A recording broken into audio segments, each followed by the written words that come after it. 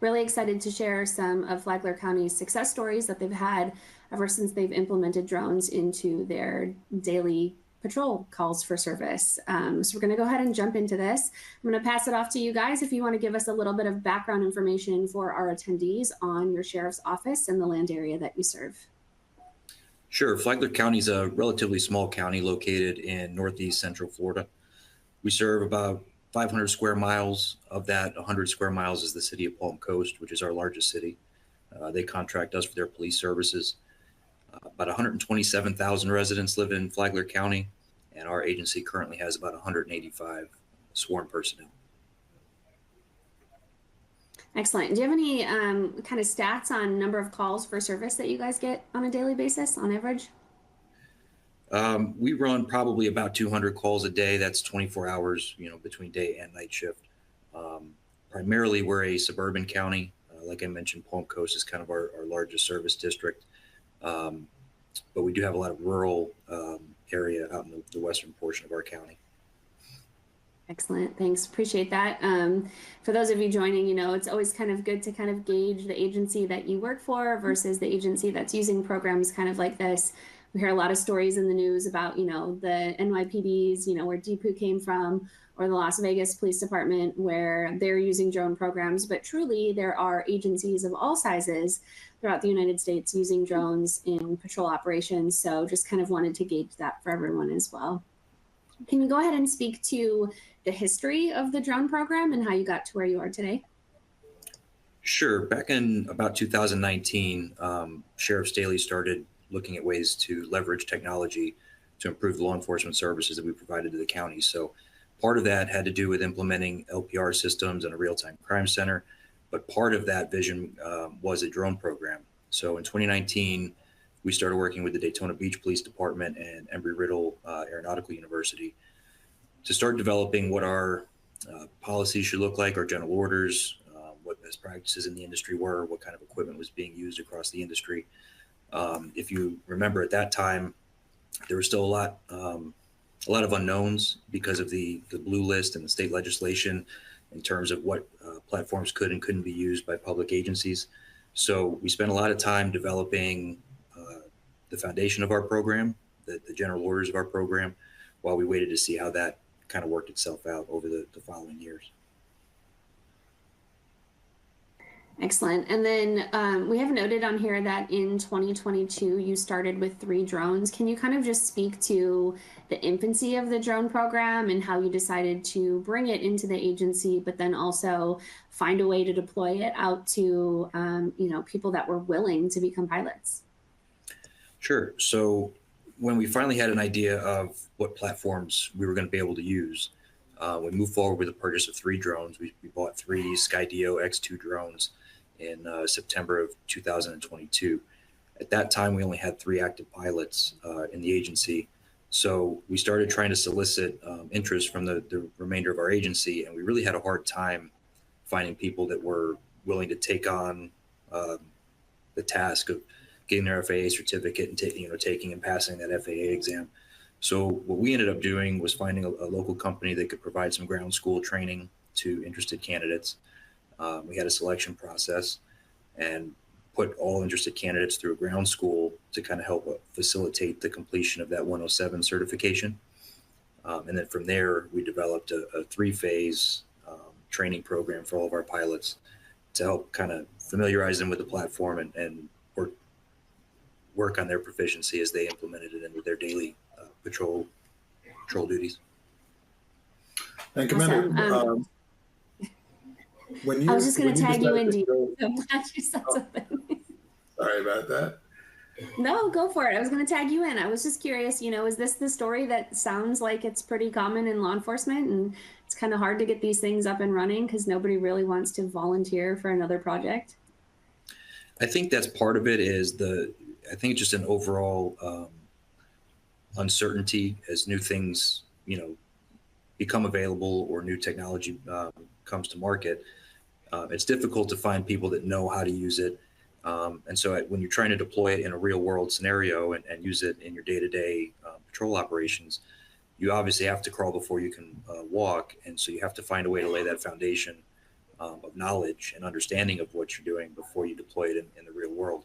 And I think that time between 2019 and 2022, while we waited for the legislative issues to kind of work themselves out, really gave us that time and opportunity to get that foundation laid of a basic understanding and knowledge of what this technology could and couldn't do, what we did and didn't need out of it.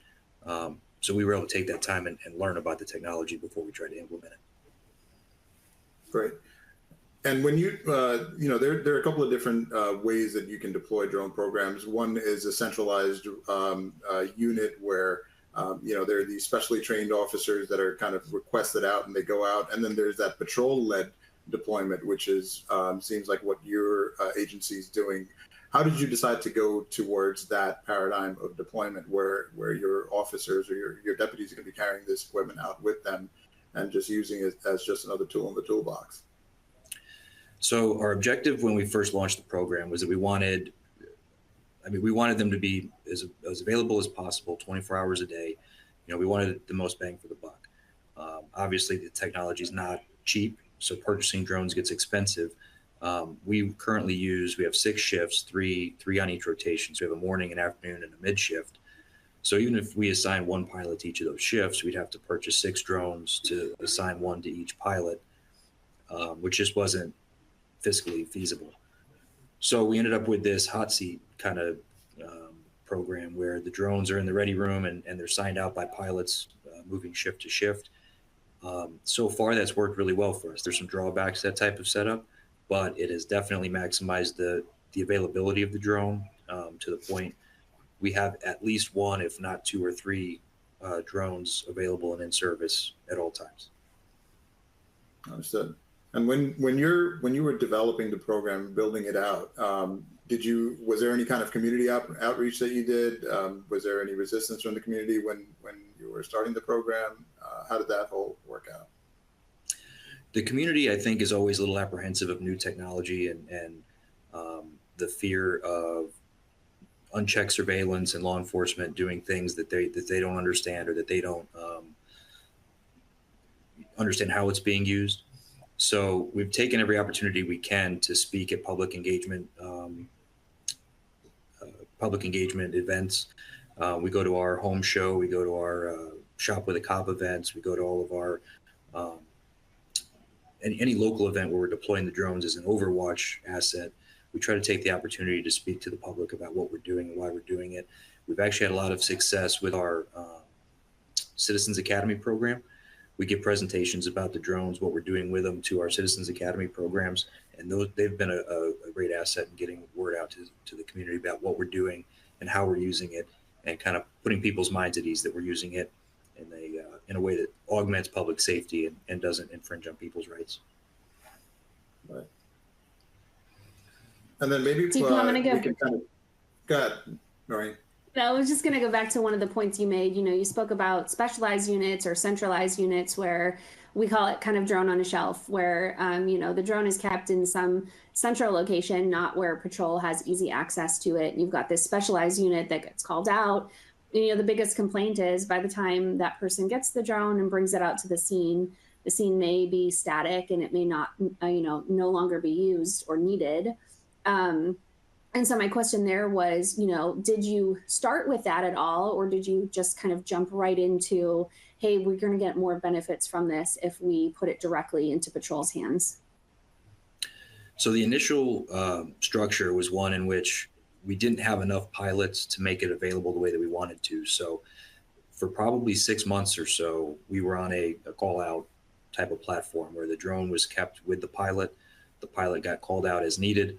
But like you mentioned, oftentimes by the time the pilot, especially if they weren't on duty, by the time the pilot gets there, there's either no longer a need for it or the pilot is unavailable, can't respond at all. So as soon as we were able to, we quickly moved to the platform that we're using now. Once we got our pilots trained, and it's made a huge difference in our ability to respond immediately and effectively. Our goal is to have the drones on patrol, ready to respond at a moment's notice, similar to our canines, where they're available quickly and they can respond anywhere in the county in a matter of minutes rather than hours. Excellent. Yeah, I think it's worth noting for our attendees, you know, there's 18,000 police departments in the United States, and there's estimated that there's less than 10% that actually have drone programs. And the majority of those do operate in this specialized function, whether, you know, it's just a small specialized drone team that comes out to assist on SWAT operations or crash scene documentation or whatever it may be. But now we're seeing, you know, more use in daily calls for service because there's just so much benefit and value there. So that's interesting to hear kind of how you've grown since you started. And speaking of the benefits and the value of the drone program, can you kind of talk through some of the different use cases and the different calls for service you are using drones on and how your agency specifically has seen a benefit from that? Sure. When we initially started the program, like we spoke about, you know, we were on a call out basis. So the drones were really only being used for higher profile types of incidents. As we've been able to get them more readily available on patrol, we've encouraged our pilots to be creative with how they're using them. So initially we were using them a lot for missing persons cases. If we had a high level fugitive apprehension mission where we've had somebody with violent felony warrants fleeing from us, we would deploy the drone.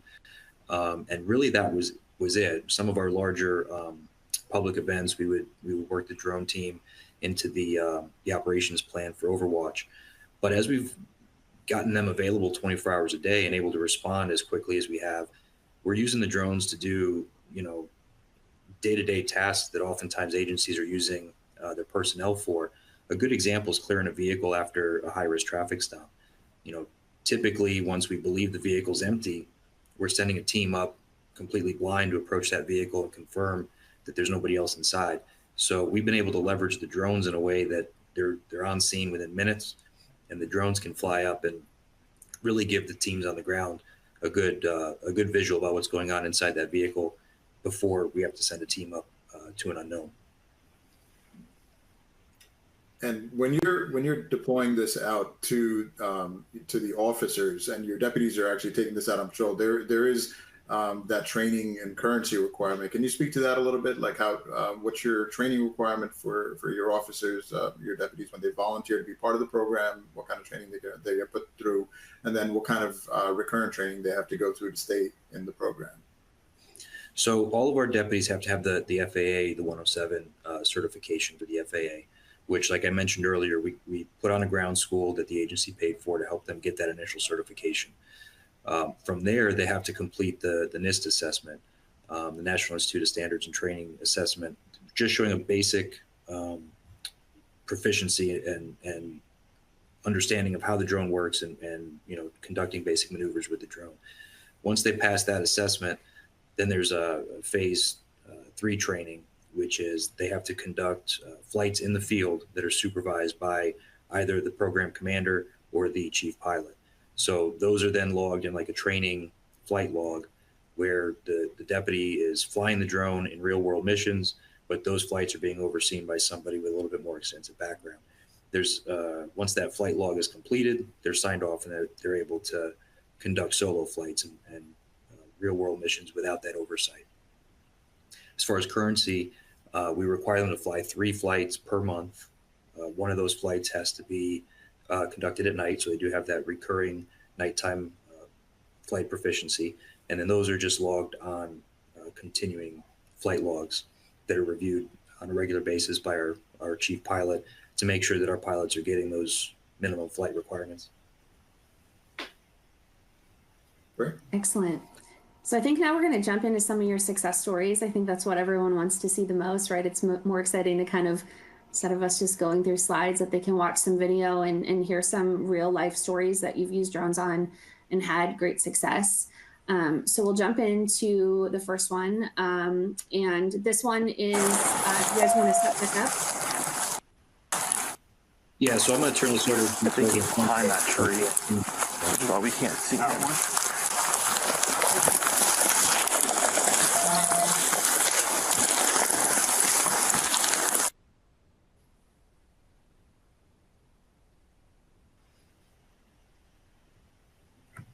We'll just let this play out.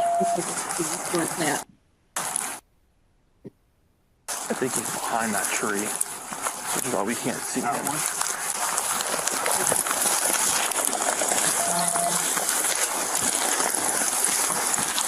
Sheriff's office, put your hands up!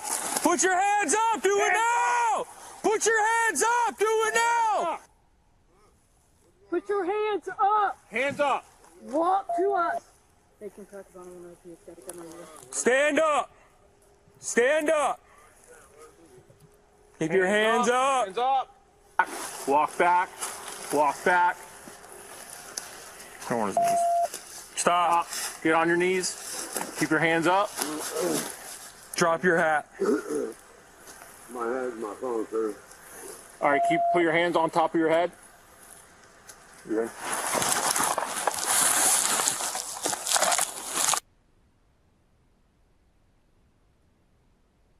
All right, so I'm going to give some background on that video before we, and then we can talk through some of the things that we saw in there. Yes, this was an attempted traffic stop that we made on the west side of our county. It's a rural area. Deputy Lichty was trying to catch up to a vehicle. It could see that he was trying to catch up to it and actually wound up taking some corners, and then the driver exited the vehicle and took off prior to Deputy Lichty being able to actually conduct a traffic stop. So it was an attempted traffic stop on that vehicle. The driver did flee into the woods, and that's when we did a perimeter, and they requested a drone to respond. Excellent. And I remember you, when we kind of were setting all of this up previously, you were speaking about just how dark it was, and that no one could really see more than 5 yards in front of them until we got the drone up. So can you speak to that? Yeah, so that area, it's not well lit, the entire area. So as we're going, we just knew that the driver bailed. He went into the woods. We light it up the best that we can, but we can't see more than 5 yards into the woods. So obviously the suspect has a tactical advantage over us because we can't see him. He could probably see us. So obviously that's alarming to us. The good thing with what we do is, like my commander was talking about, we actually spread out the drones throughout the entire county so that our response time is typically within minutes of an incident happening. So we were able to get the drone up in the air within minutes of the driver actually bailing. Excellent. And can you just touch on? I'm sorry, Mel. How did you communicate that information to the deputies? How did the pilot communicate where to go, and how did that communication part of it work? So that's very hard. If you haven't flown or tried to navigate a rural area where there's no major landmarks, it's just basically woods, it's hard to do. But at that point, the Deputy Lichty requested a drone. I was the shift supervisor at the time, so I responded as well. And we went there. They were able to launch. And then basically once we launch, it's just kind of a hold your position and let's see what the drone can do. It's no point in us going into woods or doing anything like that. It's not safe for us to do. So basically it's just drones in there, let them do their job, let it do its job, and help us. By the time he launched, he told us of a hot spot that was, I believe it was like 10 yards into the woods right in front of us. And that was within maybe 2 minutes, if that, of him launching. So we had a general area of where the suspect was. Got it. So you were able to find the suspect pretty quickly right after the drone was in the air, and you were communicating all that information over the radio. Are you using live streaming at all? We do have live stream. We have Axon Live, Axon Respond, which does live stream. But with that, what we're actually doing is basically the pilot takes over communication. So basically the pilot acts as if a helicopter came over scene. So the pilot takes over communication, and he speaks with one person on the ground team to kind of establish where they're going, and they work it out together. And that's how we kind of establish where we're going from there. So the pilot takes over all communication. Got it. Yeah, that's excellent information. The only other thing I'd like you to touch on in this, and I know this applies to several of the cases we're going to talk about today, but I know you have access to kind of a shared helicopter air unit. In a situation like this, would you have called for the air unit, the helicopter, or would you have done something differently if you didn't have a drone? At this time, we wouldn't have. We didn't have any felony charges. Like I said, it was an attempted traffic stop. This time of night, our helicopter was not in service, so we would have had to call assistance from another county. And even with that, it's just a possibility that they're going to come and assist. And the fact that we didn't have an actual felony charge, I would not have called them. So I did not call them, and we did not have a canine available at that time. So this is something that we would have had to work through with limited resources, and the drone being able to get in the air within minutes and locating the suspect within minutes kind of helped the whole thing and help us catch them and put the case to an end. Excellent. Well, I'm not going to hit next this time, and I'll let you know what the next video is so we can set it up beforehand. Learned my lesson on the first one there. The next one is the box truck. Do you guys want to give some like high level overview of the box truck scenario first, and then we can watch the video and we can talk through some things? Sure. With this one, we had a license plate reader indication that a stolen vehicle had entered our county. We have some license plate readers strategically placed at various intersections around our county. So patrol gets an alert that a stolen box truck is northbound on US 1. Patrol units are able to locate the vehicle at US 1 and County Road 304. From there, they do a high-risk traffic stop. They take the driver into custody. So similar to what we were discussing earlier, we now have a box truck that we believe is empty. The debrief from the driver says that nobody else is in the truck, but we don't know that for certain. So because there was a drone on scene during the high-risk traffic stop, we decided to launch the drone and clear as much of the cab of the vehicle as we could before we sent a team to approach the truck. Now, nothing's 100%. You'll see in the video, we can't see certain floorboards. There are still some limitations, but we're able to clear probably 75% of the vehicle cab before our ground team has to make an approach. We're also then able to monitor the cab of the truck as they make their approach, so that if any conditions inside the cab change, if somebody does jump up, if a gun gets presented, the drone will be able to provide that information to them as they're making their approach. Perfect. Let's watch the video and we'll talk about it some more. Plug in any available unit. Signal 95, reference a LPR hit for signal 10, northbound US 1 from Plantation Bay. Virginia tag 1844 Papa Kilo. It's going to be on a yellow Penske.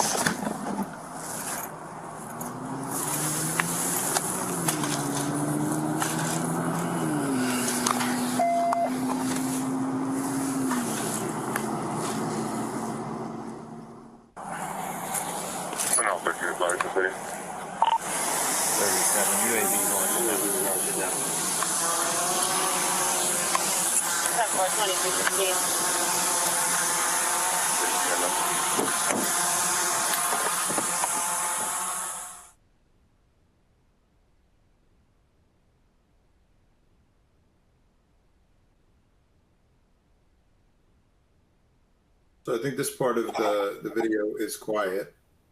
I don't know if there's any audio on this. So Sergeant Fuentes, if you want to kind of talk through what's happening here. So what I'm trying to do is get a view within the cab. The FLIR is a little difficult to use through glass. So I'm using the FLIR and the 4K camera kind of simultaneously. Patrol cars are being used to illuminate the cab of the vehicle so I can see inside as best as possible. You'll see through the windshield using the FLIR, there's a lot of difficulty in seeing through using the FLIR. But once I move around the side to where I'm looking through that open cab door, I can see a lot better detail using the FLIR and see what's going on inside of the cab. I believe we've got some 4K video that's going to come up here as well that shows kind of a standard video view of what we're looking at. The floorboard there is obviously still kind of obstructed. There's some clothes and some personal items in the truck that have some some portions of the cab obscured. But generally speaking, I can get a much better view in the cab than what we would normally have sending a team on foot to approach an unknown like this. Yeah, this is actually some really good flying. So you're flying at night, and you're flying low and close to some obstacles. So it's actually really good. And I love this video because there's so much information that you can get just from the thermal. You know, if you didn't have much information about this vehicle at all, and you didn't have the suspect in custody, there's you know, just looking at the thermal, looking at the tires, you can see that the tires are still hot. On here, it's, what you're looking at is a white hot view. So everything that's white is warmer than the darker parts of the scene. So you can see that the engine block area is still warm and the tires are still hot. So you can tell that the vehicle was running recently. So even if you had no other information about it, there's some good data that you can get right from looking at the video. Yeah, certainly. And as you see there, we keep the drone airborne as our team approaches, because not only are we trying to clear the vehicle before they approach and give them as much information as we can before they approach, but as I noted earlier, if anything changes while they're making that approach, we want to have that drone still in the air and able to convey that information to them, that somebody just, you know, crawled out from the floorboard, or somebody sat up from under the clothes there in the passenger seat. So it's not just that initial clear that's useful in this scenario, but it's that monitoring of the space as they make their approach to make sure that they're able to be informed of any changing conditions. Yeah, awesome. Nice flying. Thank you.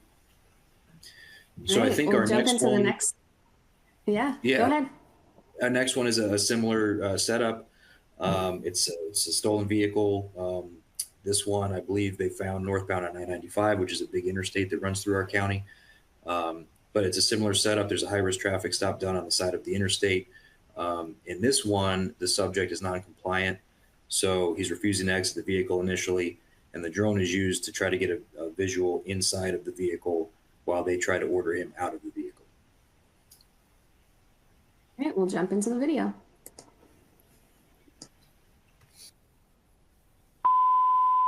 Flagler units in the area of US 1 and the way station. It's going to be southbound. It's showing signal 10 LPR. It's a silver Chevy SUV. It's southbound on US 1. All units switch over to LE3. Maybe 60, we're going to launch a drone in front of the vehicle, see if we can see in the windshield. 216 to St. John's. Copy, launching a drone. 313 to Firefly. What's your altitude? Firefly's at 1,600 feet. 10-4. We'll be deploying a UAS no more than 30 feet. Copy. Copy. 4442 St. John's. Passenger doors open. I got radio. Passenger doors open. Step out. All right, we got a white male, red jacket, exiting passenger side. All right, we have one male security came out the driver or the passenger side.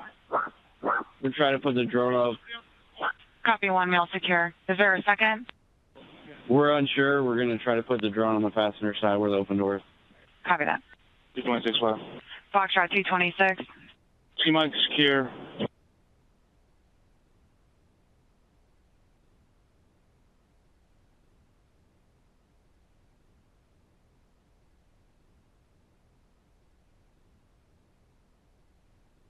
While we watch this go low into the passenger side of the vehicle, can you just speak to how important it is for a lot of your scenarios that you're able to fly close to objects and that you don't have to stay, you know, hundreds of feet in the air and kind of look from with a zoom to come in real close, but you can actually kind of get in there and really see what's going on? How important is that to most of your operations?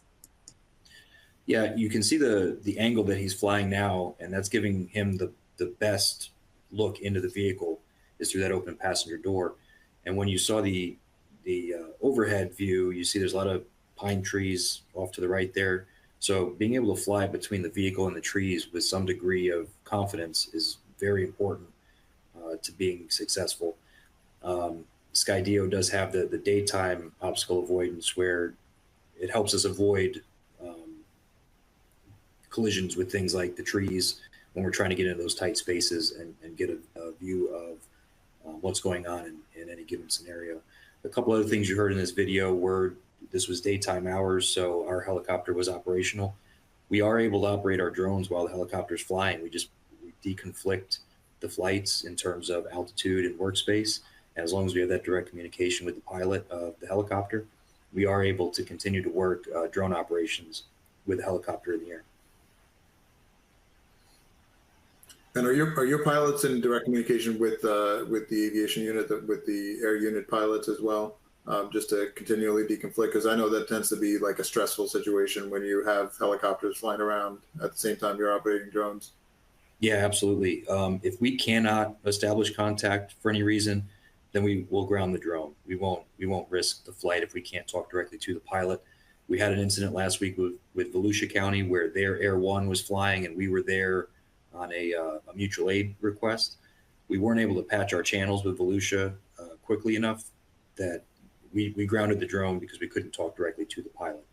But to more directly answer your question, here in Flagler, when we're dealing with our own helicopter, we're able to quickly get that communication on our primary radio channel, and we're in constant communication with the helicopter pilot. And then if conditions change in any way that makes the helicopter pilot uncomfortable with the drone being up, we'll always defer to that manned aircraft. But I don't think we've run into those scenarios yet. As long as we're able to talk with them directly, we're able to conduct both operations at the same time. Great. And then referencing back to the videos, it's just going back to the video, it seems like it was kind of a windy day and you were flying low and close to that open door. How comfortable are your pilots using that visual obstacle avoidance with the Skydio drones? Do they feel a lot more comfortable getting like real close to the objects? Yeah, during daytime flight, that avoidance is very, very helpful. We've used it around vehicles, around buildings. It gives us the ability to fly under overhangs for garages, carports, things of that nature. It is important to note that that's not in play at night with the X2. So it's important that we trained our pilots to understand the difference, because a lot of times guys will be on day shift for 3 months and they've almost become accustomed to this daytime obstacle avoidance. And then when they rotate, we have 3-month shift rotation. So when they rotate to night shift, they have to kind of be constantly reminded that that's not there. The crutch isn't there for them at night. So that's the one kind of drawback to having it in daytime and not nighttime, is we have to continually retrain everybody to make sure that they're not leaning on that as soon as we lose the daylight. And I want to kind of drop in there that our engineers did hear you loud and clear. This was one of the main asks from our public safety operators. They loved the visual obstacle avoidance of the drone and its autonomy during the day, and everybody who said we would love to have this at night. So with the Skydio X10, with the Night Sense modules, which I do have with me, these Night Sense modules enable the drone to have full obstacle avoidance at night as well. So essentially the drone just projects light, either visible or infrared light, all around itself, and uses that light from the drone to be able to safely navigate even in complex environments at night. So that was one of the main requests that we got when we were out in the field talking to customers, and our engineers, I'd say, just knocked it out of the park with it. Yeah, that definitely makes a big difference, and it helps take that muscle memory aspect out of that training, in terms of, like I said, the constant reminder that we have this capability in certain scenarios, but we don't have that capability in other scenarios. When you remove that variable, it just makes for better operations. Yeah, absolutely. All right, I want to jump into the under construction apartment complex. Want to set the ground for that, and we'll play the video. Okay, so this one is actually one of the first flights that we did with 2 drones running one operation. This is a nighttime flight, and similar to helicopter deconfliction, when you have 2 drones in the air, you have to deconflict your airspace and make for safe flight operations. So this is a apartment complex that's being built. We got a report of a burglary in progress. We've been having a lot of problems with construction site thefts, people stealing materials, high value materials from these sites. But there's probably 5 or 6 buildings on the property, and they're each 3 or 4 stories tall. So we had a team on the ground that was starting to systematically clear the first building.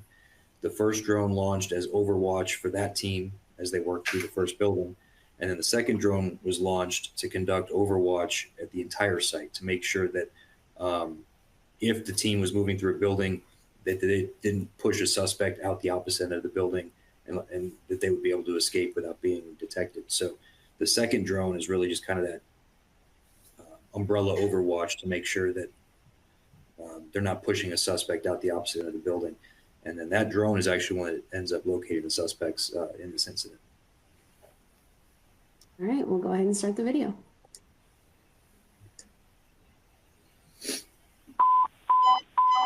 Charlie 224, 1065, 21R 21R Romeo.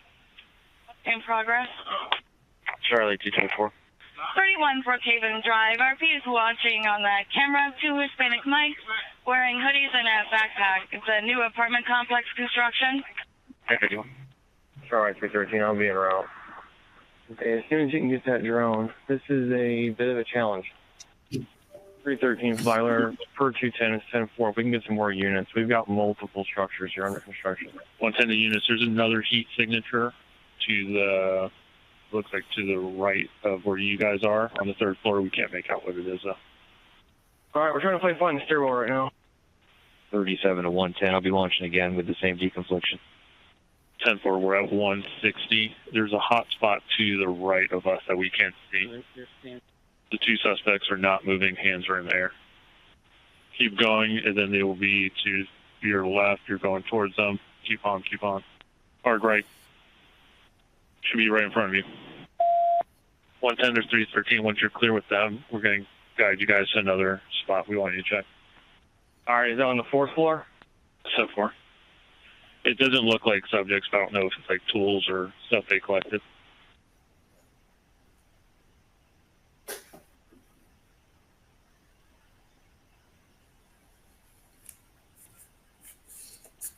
So some of what you're seeing here, the radio traffic's been consolidated a little bit, but that was probably about a half hour that it took us to direct our team from the first building that they began clearing to where the suspects were located. And then we were able to establish communication with the suspects from the ground and then send the team up to them to take them into custody. The drone, though, located the suspects probably within 5 or 6 minutes of being launched. That second Overwatch drone located them there in that building very quickly. And if you see the size of the building that we're dealing with just in that video, it's a fairly large building. And like I mentioned before, there's 4 or 5 of them. So trying to clear a site of that size is very difficult using ground units alone. And you don't ever know completely that you haven't just pushed them out the opposite end undetected. The problem we have, I think like a lot of agencies have, is staffing in terms of having enough people to put together a contact team and set a good solid perimeter around incidents like this. So the drone becomes a great force multiplier where it's covering basically your entire perimeter and helps you plug those holes when you don't have enough people to set good ground unit perimeters. What was also nice about this one was when the second drone actually located the suspect, they started walking across the building. And once our deputies kind of got situated in front of the building, the drone actually saw them walking to a window, which they would have been looking down on our deputies. So we were able to communicate that with the ground team. So they're able to look up and actually see the suspects, and the drone is able to see suspects. So if they did want to do any harm or anything like that, obviously, once again, they have a tactical advantage because we couldn't see them at the time without the drone. And here's the question: Did your suspect ever know that the drone was there? Did they know that the drone was in the air when you spoke to them afterwards? No, they never knew that the drone was there. There was a partial roof on the building in question, so they didn't have clear visibility of the sky. But in talking to them, they never knew that the drone was there. They knew we were there when we started giving them verbal commands from the ground. It's amazing. It's great to get a jump on them, right? Yeah. All right, next we'll jump into the warrant service. You want to give us a little bit of background on that one? Yes, this one was a warrant service that we did. It's in the rural area of Flagler County again. So it's a large property with multiple structures. We attempted this in the middle of the night. The suspect was known to carry firearms and fleeing from deputies. So obviously we wanted kind of eyes in the sky as we're approaching the property and walking on the property. So that's basically the gist of this one. It's the overwatch for the deputies on scene. All right, we'll go ahead and get that started.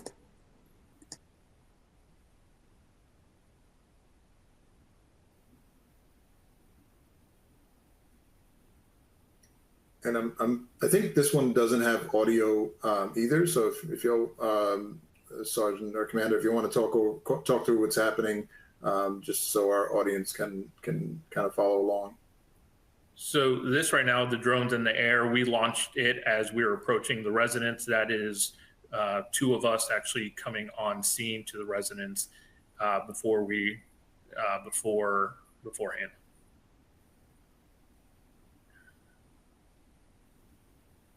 Yeah, these warrant services are some of the most like nerve-wracking ones you can do, especially when there's like a sprawling property and you don't know where the suspect is exactly. So having that overwatch is so valuable. And once again, this is in a rural area, so there's not that much light, so we can't see. They can't see us. So obviously we're coming onto someone's property, so we don't want them to get spooked and come out and think that we're doing a burglary or stuff like that. So the overwatch helps in multiple ways for the people at the residence and for us going on there. And this is just basically us getting situated, going on scene. We can't see that far into the property. We just know that there's multiple structures on the property, and obviously we attempt contact at the first building. No one knows there, then we make our way to the second building. Yeah, just kind of think. I know you mentioned this. Go ahead, Noreen. That's okay. I know you mentioned this on another video, and this is another perfect example of using the drone to kind of keep a perimeter in case something happens or someone takes off on foot. And I love that you use drones in that way. I think patrol operations, throughout the country could benefit from using a drone to set up a perimeter. I know, often it's, someone sitting down looking at a map and calling out intersections. I need units in all these locations. But having the drone up and being able to see all of those locations at any one time and then being able to immediately call out what's happening to your units on the ground is so valuable to law enforcement. That's one thing that we've also strived for, is educating all the deputies, all the personnel within our agency, kind of what the capabilities are of the drone, what we're looking at, so that they understand as well. It's a tool that we use. Obviously, there's limitations, but a big one is a perimeter. With this one specifically, there was 3 deputies on one side. We couldn't really get one to the other side safely.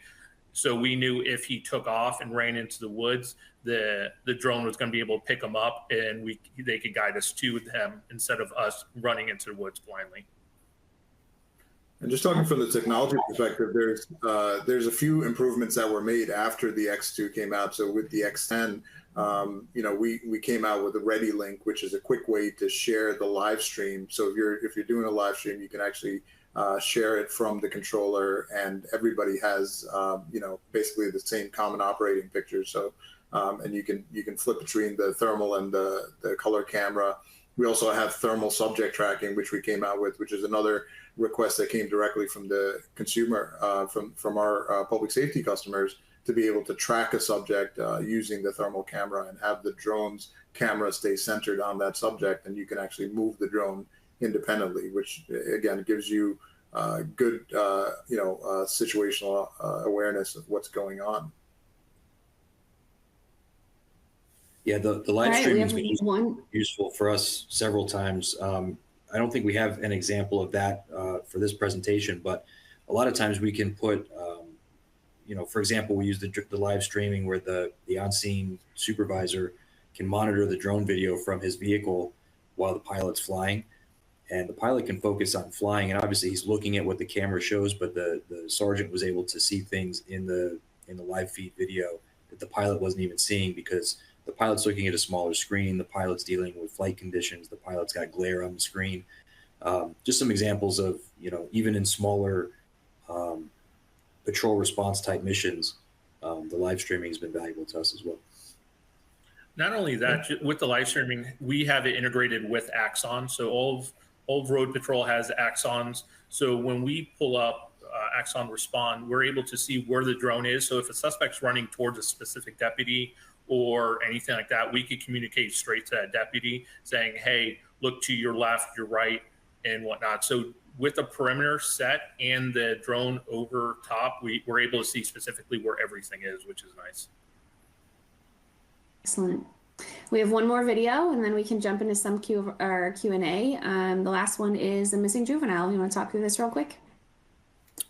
Yes, this one is a missing juvenile. Obviously, in law enforcement, we deal with runaway juveniles a lot. This is one that ran away, was in the middle of the night. This is in a neighborhood in Palm Coast. The juvenile ran away. Obviously, we want to locate them for their safety to make sure that they're okay. We're not going to pursue or do anything like that, but we want to be able to locate them and bring them home safely.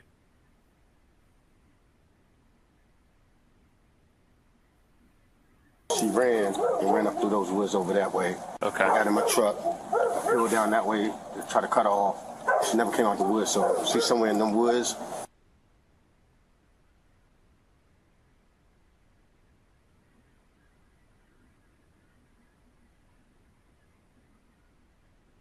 You guys want to talk through a little bit what we're seeing? It's the color image on the left and then thermal on the right. So this one is basically the juvenile has jumped a couple fences and was running and hiding in the backyard. To the left there, that's actually one of our patrol deputies canvassing the area.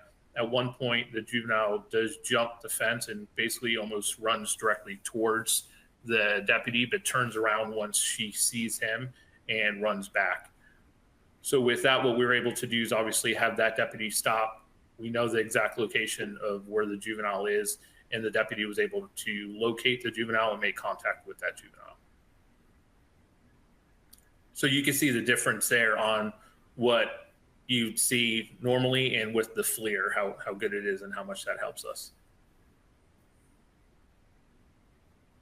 Yeah, excellent use case, especially at night. You can tell on the left side, you don't have much ambient light. So to be able to have the thermal is extremely helpful in locating people or anything in any scenario. And at the end of the day, obviously, what we want is make sure that the juvenile is safe and doesn't get hurt, or same thing, like a resident doesn't come out and think that the juvenile is breaking in. So that's the ultimate goal, and this was a success for that.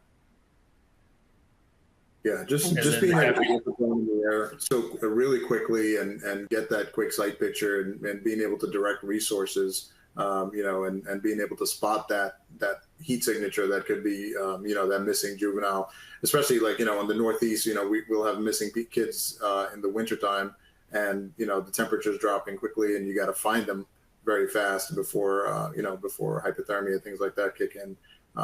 Getting the drone in the air and getting that thermal image real quick is so valuable. Yes, and for us, obviously, running away is not a crime. So we're going to limit our resources on what we're going to do, but being able to get a drone on scene very quickly and in the air and locating them a couple houses down, it was key. So we were able to locate that juvenile and bring that juvenile home. And obviously now they know that if they do run away again, we could find them quickly. Excellent. Well, we have reached the end of our session here, but we are going to take some questions. So if you have any, please feel free to throw them in the Q&A, and I can go through some of these. Let's see here. What was the assessment called after the FAA cert is completed? I think they're referring to the NIST training that you do, unless there was something else that you mentioned. Yeah, I think they're asking about the NIST. It's National Institute of Standards and Training. There's a specific course that is searchable online. It's basically a 3-stage course that goes over basic drone maneuvers. It's a little hard to describe verbally, but if you Google the NIST drone assessment. There's all kinds of resources online. It takes about 10 minutes to complete.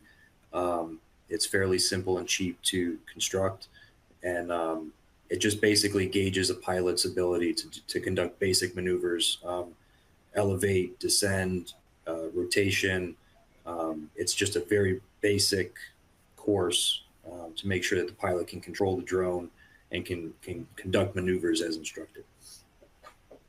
Yeah, NIST did a really good job of designing those courses, and it's a government agency, and they designed the course to be very accessible to pretty much any agency that want to build it. Essentially, the materials they would need would be like the 5-gallon buckets from Home Depot, some 2x4s and screws and things like that. There's no kind of proprietary materials that you need you'd be able to construct it and run these courses very cost effectively. And everybody that I speak to loves using that course. The agency that I was with yesterday, they run all their pilots through those courses. So yeah, it's a great resource. NIST, NIST. You can just do a Google search on it and you'll be able to get the information. Yeah, and I just want to reiterate that it's not any advanced tactical type training, but it is a great resource for gauging basic proficiency in flight training. So that's why it's kind of that first stage of training for us after the FAA certification is that NIST assessment to make sure that they can conduct basic maneuvers with the drones, conduct these maneuvers without crashing the drone. And this assessment is good also. It's timed, so it puts a little bit of stress on the pilot, but you have an open area. It makes you actually maneuver the camera, take photographs and stuff. So it's not just flying; it's also doing everything that you would do on a normal incident or flight that you would do. So it gives just enough stress where they have to move, they have to do what they have to do, but it's a controlled environment, which is really nice.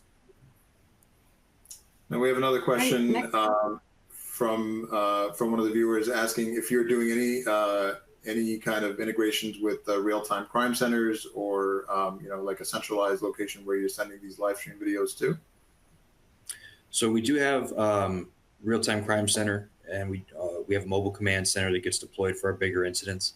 So like Sergeant Fuentes mentioned earlier, we have all of our drones are integrated with Axon. So if you use Axon and evidence.com for your body cameras, you can integrate these drones directly with Axon, and you can, and any sergeant or commander, crime center can log into Axon Respond through the evidence.com dashboard and can view the live stream from the drone just the way they would the live stream of any body camera. So the benefit for us there is the ease of access because it's available to anyone.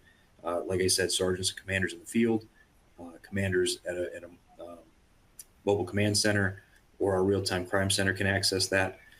But it's also accessible in the exact same way that our body cameras are accessible. So it's the same dashboard, it's the same login, it's the same process. It's not an additional system that anybody has to learn how to use. I'm going to take one more last question, and then we're going to have to wrap it up. Unfortunately, we're close to the top of the hour. The question is about pre-staging drone in a box at key concern areas. And yes, we have a lot of agencies doing that. We have several agencies that are currently doing that, and we have more that are going to build upon those deployments. We call them DOC-based, drone as first responder, where they're choosing areas of their jurisdiction, typically which have higher crime rates, so that the drone can respond to incidents in less than 90 seconds and be overhead. And then often with automated trigger integrations, such as something like a gunshot detection, a shot spotter, the drone's getting there before a 911 call can even be made because it's automatically triggering it to go to that location. So yes, there are several agencies that are doing that now, and definitely more to come in the near future. That's one of the hopes that we have for our next phase of as we move through this program. One of our limitations there has to do with the range of the drones that we're using, and we're looking at the next phase of drones with the LTE capability, which would give us that further range and the ability to start building that infrastructure out.